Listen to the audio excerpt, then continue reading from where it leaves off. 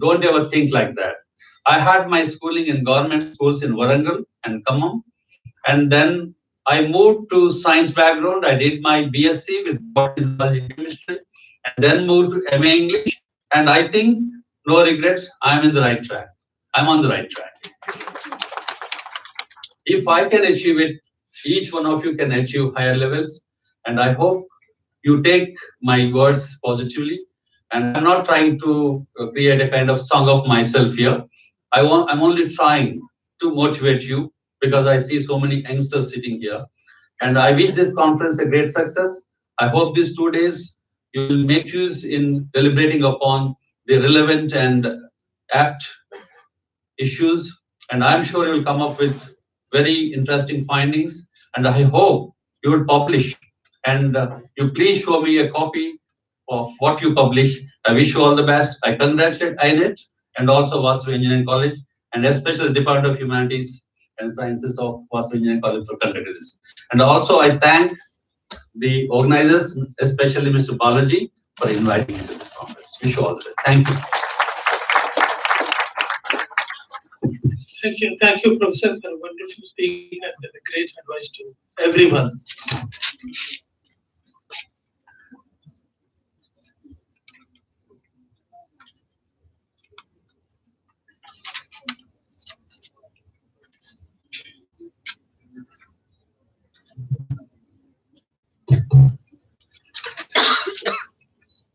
The chief guest of this morning, Dr. Suresh, other dignitaries, delegates, I'm extremely happy to be with you this morning.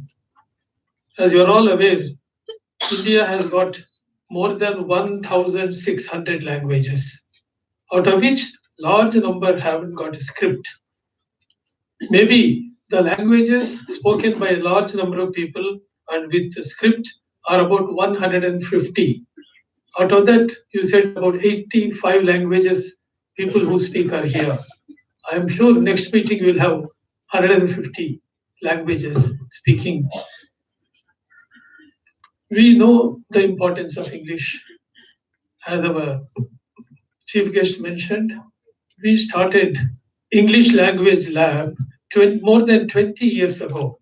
Though it was not a subject, in engineering colleges had no examination in English in olden days. In fact, Usmania University also introduced English after we started the language. It's a language.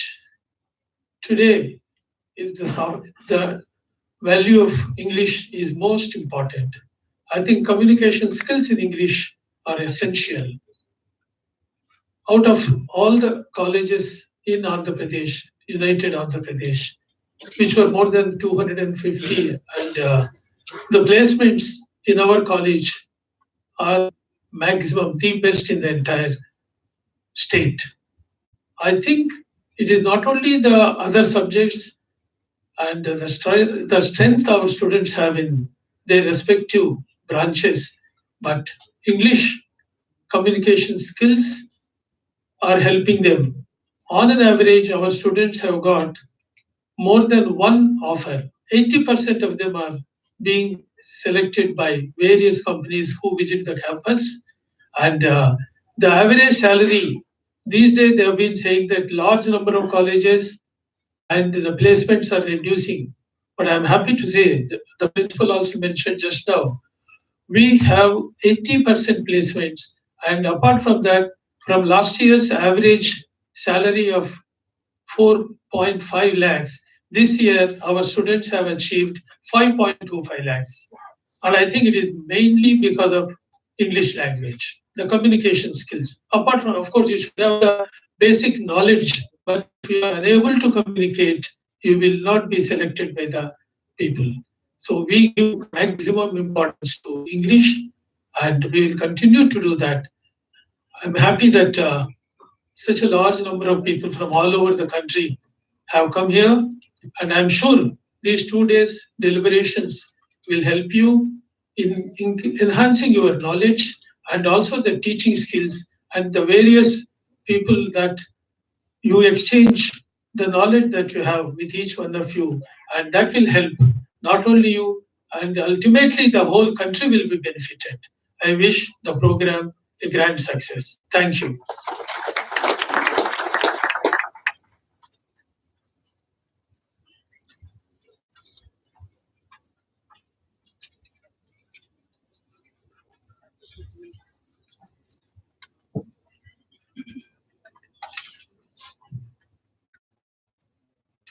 Now we have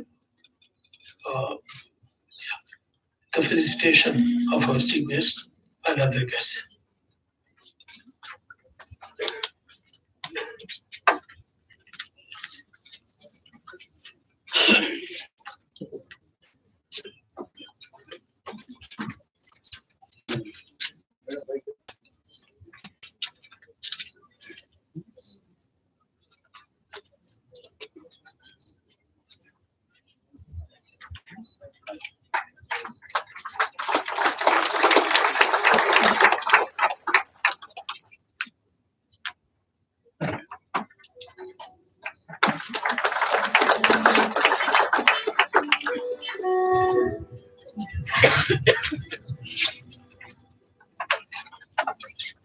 We are felicitating Professor E. Suresh Kumar on his first visit to our college after assuming the office of the Vice Chancellor of EFL Investigation.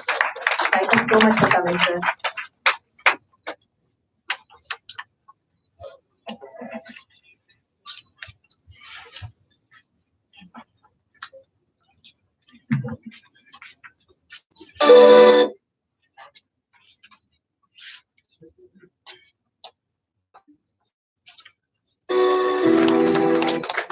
Our guest of honor is Ismail University. Thank you, sir, for coming.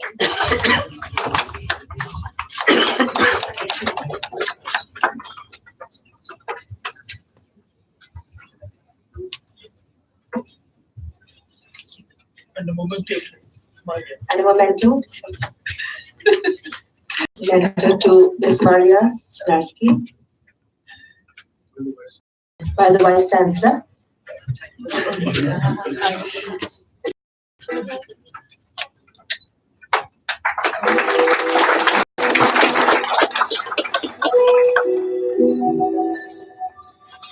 A memento to Mr. Mark Levy by the Vice Chancellor.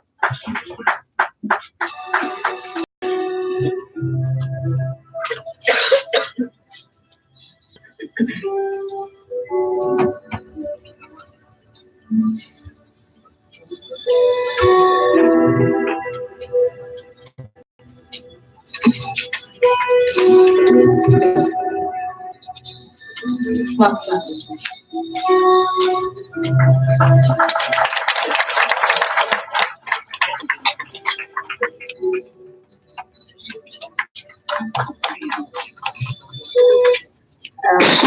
That's it for the inaugural function. Thank you all for coming and gracing the occasion. I'd like Professor Amol to give the vote of thanks. Dr. Krishna Dixit will propose a vote of thanks on this session.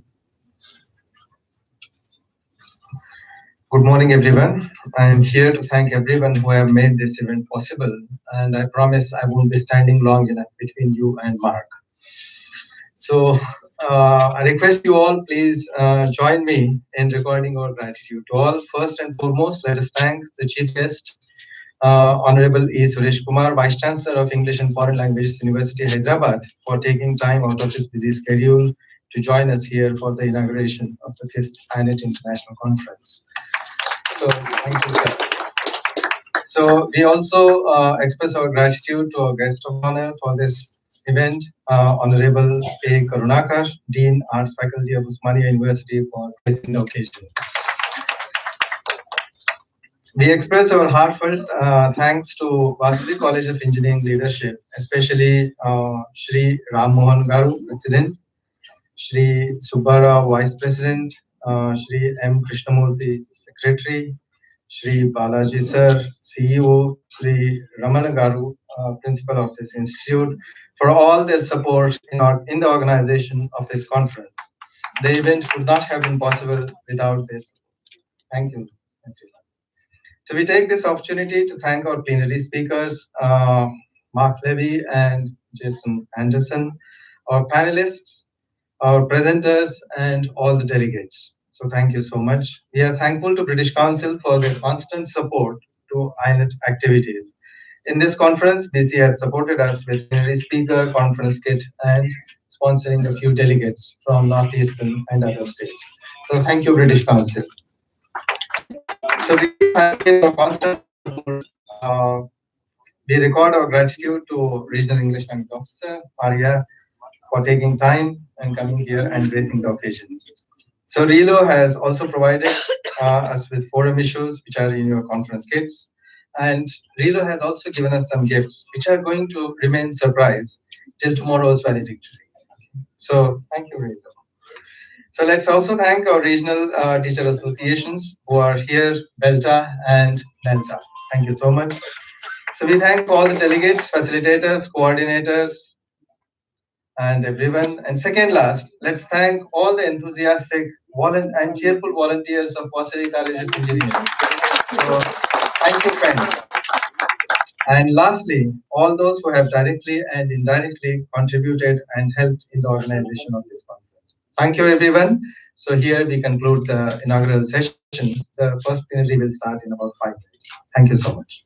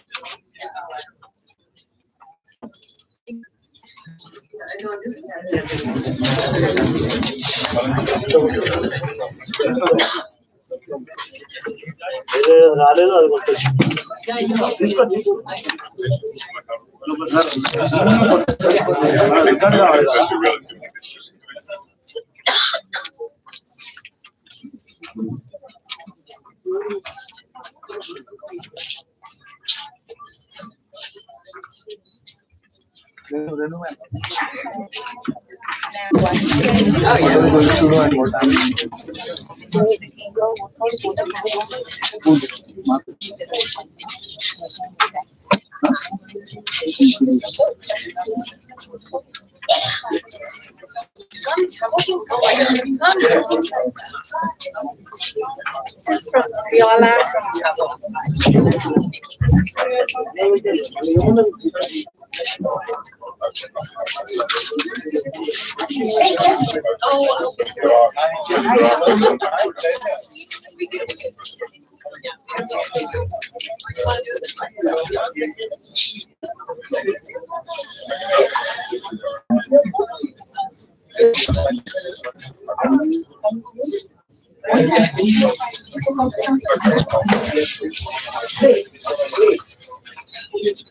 Nice to see you. Hi.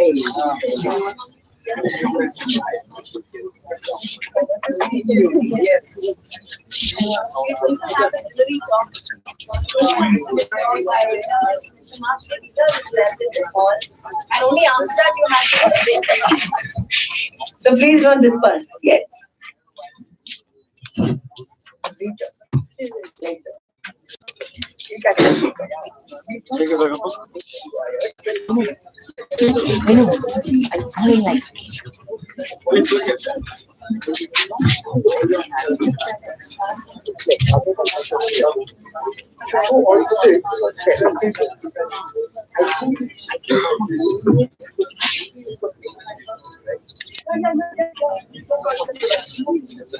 No worries, relax. Take nice deep breath, relax.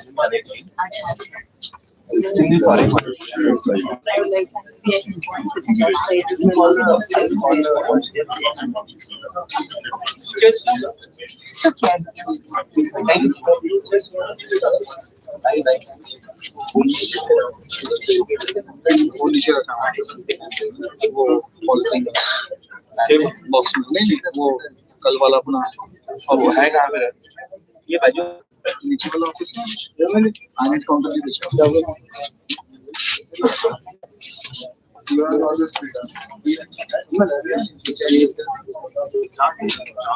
Good morning.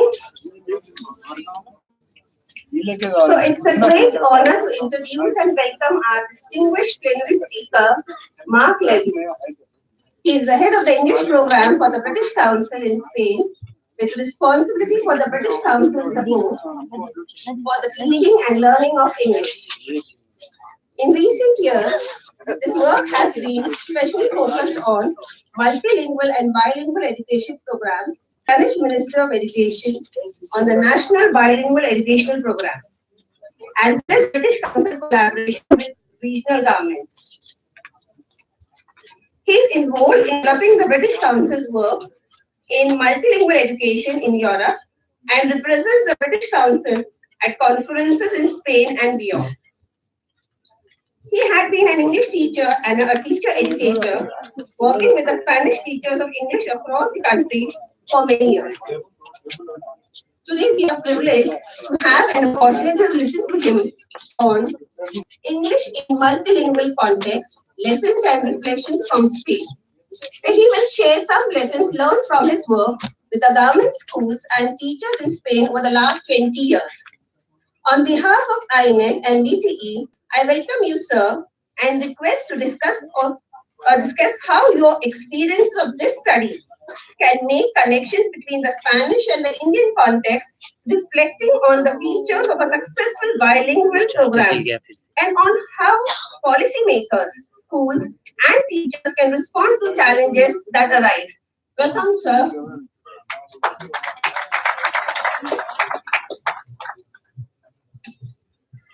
Hi, everyone. Thank you very much for inviting me. I'd like to thank Wasabi College and AINET for inviting me here, especially to Professor Amal for sending the invitation to me, and for the British Council in India for inviting me here. I think I'm probably lying to you from the very beginning, whereas our context, as you'll see, is not particularly multilingual, it's more bilingual, but we'll talk about that. So just and thank you very much for the introduction, just to say something about myself to start with, that I am very much based in Spain. So this is my very first time in India. I've been in India since Tuesday. Tuesday I was jet lagged, so that doesn't count. So I've been in India since Wednesday, I think, probably. So knowledge of your context is minimal, to say the least. So I'm not here to in any way suggest that these are things you need to do. What I'm here is to show you what we've been doing in Spain for 20 years, and hopefully there will be areas of connection and areas of reflection that you can take from what we've been doing, and that will be useful for you to reflect on. Whether they are useful for you to act on or not is something you will have to decide for yourselves. And also hearing from the very beginning that there are over 25 states, 3 countries at least, well, 4 if you count mine, 5 maybe if you count Jason's, and the America. So there are many countries, many states, many contexts. So I am assuming that different people will take different things from this. What I will say though is I've already seen, I went to visit a couple of schools here in Hyderabad on Wednesday, a couple of the Telangana social welfare schools. I don't know if you know those schools, but I was absolutely blown away by those schools and the inspiring. I've already learned something from my visit to India, so I hope there's something I can give you back. But I was absolutely inspired by the work that's going on in those two schools. Absolutely incredible. So this is a little bit then about what we've been doing, and hopefully it's things that you can learn from in the sense of reflect on. Oops, wrong one. Want to turn it off before I started? Oh, some background. Okay. So, first of all, what I want to do is to give you some background on the context. Okay.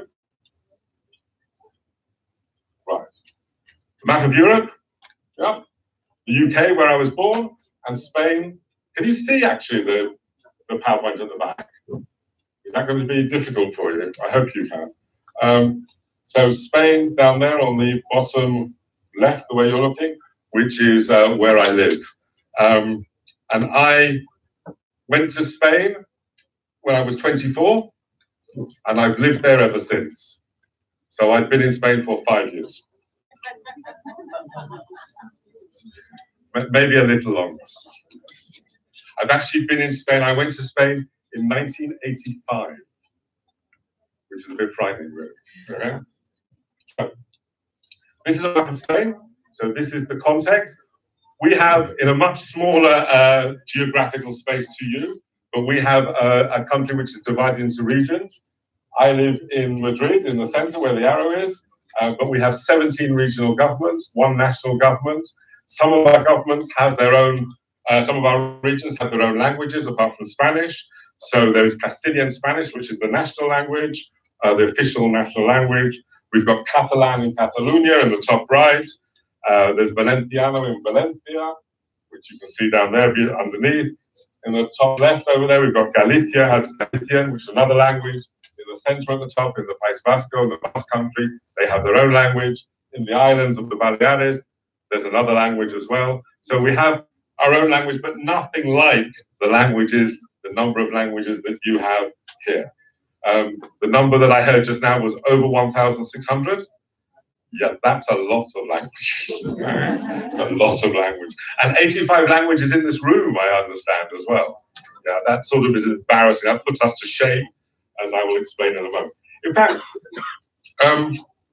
one of the contexts for, let me just ask you just a very quick question. What do you call somebody who speaks 3, 4, 5 languages? What do you call somebody who speaks 2 languages? And what do you call somebody who speaks 1 language? English or American. Yes, because our reality is actually monolingual, sadly. This is from a study from 2012. I don't know if you can see it, but it's from a European study of the average number of languages spoken by the EU population. And if you can't see it from the back, I hope you can. The average number of languages spoken in the UK in 2012 was 1.6. Okay? Well, given that there are so many home languages for people from different countries in the UK, that means some people must speak less than 1, which I don't really understand the mathematics, but there's a... But in Spain, we have 1.7. In France, they have 1.8. The problem that Europe has is actually monolingualism, not multilingualism. Our problem is actually the lack of ability to speak other languages, not the fact that we speak and we have so many languages. And of course, in terms of mobility, in terms of employment, in terms of international access, in terms of building a European community, there's a need for people to be able to speak more languages, to communicate better in other people's languages. The children I met in the school yesterday, Wednesday, who were 9, 10, 11, 12 years old, they spoke at least 3 languages. They also knew coding. So they said they spoke 4 languages. Some of them spoke 5 languages. I speak 2 languages. I don't speak either of them particularly well anymore. I used to be a fluent English speaker, but I've lived in Spain for a long time. And my Spanish is very, very good, but it's not perfect. So, you know, there's a lot to be said for speaking more and more languages. In Spain, though, we have another problem. In the same survey, they had a look at it was a self-assessment, so people were asked to self-assess their ability to hold a conversation in English. Okay? And as you can see, 95% of, so I'm just getting this out so I can see the time, 95% of the UK population felt they were able to hold a conversation in English. 22% of the Spanish population felt that they could hold a conversation in English. 22%. We've been teaching ELT in Spain for something like 80 years. Yeah? I've been doing it for 30 years, so partly this is my fault. I'm obviously not very good at my job. But we've been teaching them for a long time. And yet in 2012, only 22% of the population felt that they could hold a conversation in English. And it's very similar numbers across other parts of Europe as well. Yeah? So one of the things that's happened